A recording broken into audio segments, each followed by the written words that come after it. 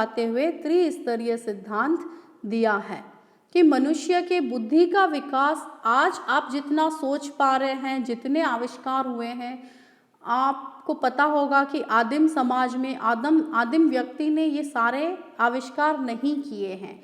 तो निश्चित रूप से मनुष्य की बुद्धि का विकास धीरे धीरे हुआ है, ग्रेजुअली, एंड इवेंचुअली उसने ये सारे आविष्कार किए हैं और आगे भी करता रहेगा। तो ये जो उसका बौद्धिक विकास है वो 3 चरणों से होकर गुजरता है। उसका प्रथम चरण है थियोलॉजिकल स्टेज या धार्मिक स्तर, दूसरा है मेटाफिजिकल स्टेज, तात्विक स्तर, और तीसरा है प्रत्यक्ष स्तर, पॉजिटिव स्टेज या साइंटिफिक स्टेज या वैज्ञानिक स्तर।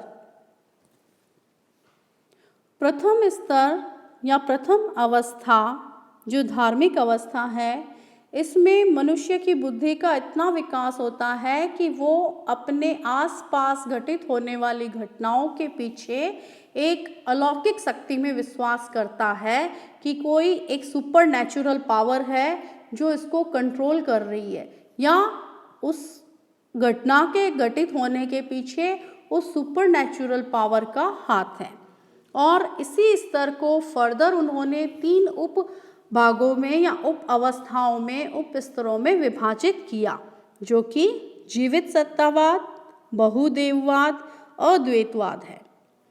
इसके पश्चात उन्होंने दूसरे स्तर का वर्णन किया, जो कि प्रथम व तृतीय स्तर के बीच की अवस्था है, धार्मिक के बाद की और वैज्ञानिक से पूर्व का स्तर है। इसमें उसने एक अमूर्त सत्ता, एब्स्ट्रैक्ट पावर पर विश्वास किया है और उसी पावर को घटनाओं के पीछे घटित होने का कारण माना है। फर्दर लास्टली उन्होंने कहा कि मानव के बौद्धिक विकास का अंतिम चरण वैज्ञानिक स्तर है या वैज्ञानिक अवस्था है, जिसमें व्यक्ति घटनाओं के पीछे कार्य कारण संबंध ढूंढता है। यानी कोई भी घटना, कोई भी कार्य घटित हुआ है तो उसके पीछे वो तर्क के आधार पर कारण खोजता है कि उसके पीछे लॉजिक क्या है, क्या रीजनिंग है, वो कार्य क्यों घटित हुआ। फॉर एग्जाम्पल, कार्य ए घटित हुआ है तो उसके पीछे निश्चित रूप से कारण बी है।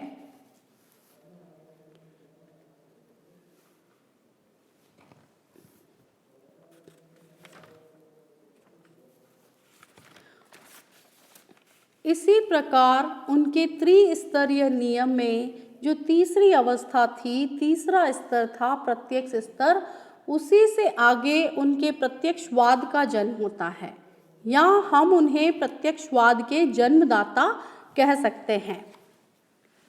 कॉम्ट का प्रत्यक्षवाद वैज्ञानिक है, निरीक्षण, परीक्षण, प्रयोग व वर्गीकरण पर आधारित वैज्ञानिक विधियों के द्वारा संपूर्ण ज्ञान प्राप्त करना व सब कुछ समझना प्रत्यक्षवाद कहलाता है।